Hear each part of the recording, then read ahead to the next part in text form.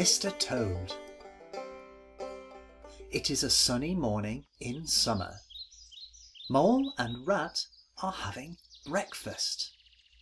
Suddenly there is a knock at the door.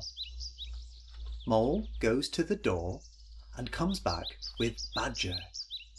Badger looks very serious. "It's time," he says. "Time for what?" asks Rat. He looks at the clock. "Time for who?"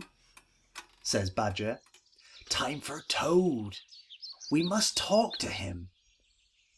I know that another big new motor car is arriving at Toad Hall today.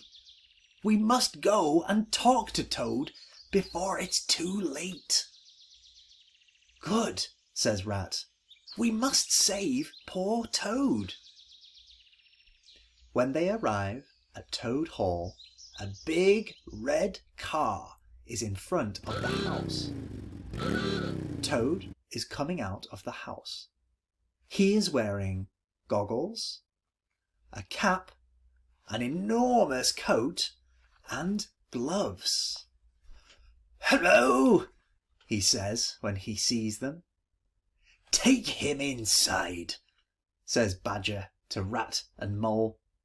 They take him inside.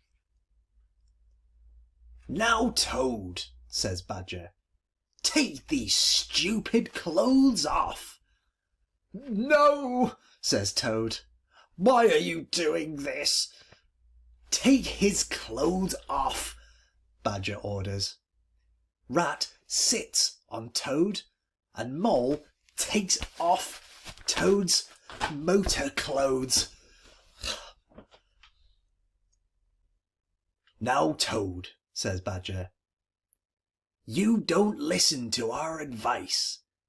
You are spending all your money, and people are talking about the animals because of your fast driving and problems with the police." But Toad is not sorry, so they lock him in a bedroom. "You can come out when you're sorry," says Rat. They go downstairs. Toad shouts at them through the keyhole. "Toad's very determined," says Badger. "It's a difficult situation. We must never leave Toad alone." The days pass, but Toad is still interested in cars. He becomes depressed. One morning, Rat is with Toad. "How are you today, Toad?" he asks. "Not very well," replies Toad. "Could you go to the village and call a doctor?"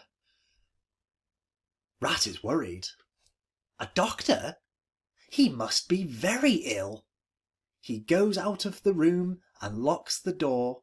Then he runs to the village. Toad jumps out of bed and laughs. "Ha ha ha!" He gets dressed quickly. He puts some money in his pockets. He climbs out of the window and jumps to the ground. He then walks away in the opposite direction to Rat. The sun is shining and he is very happy with himself. "Poor Ratty," he thinks.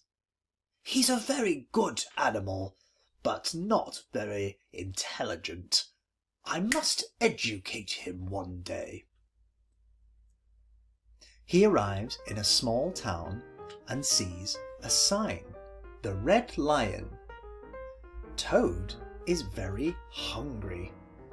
He goes into the inn and orders a big lunch.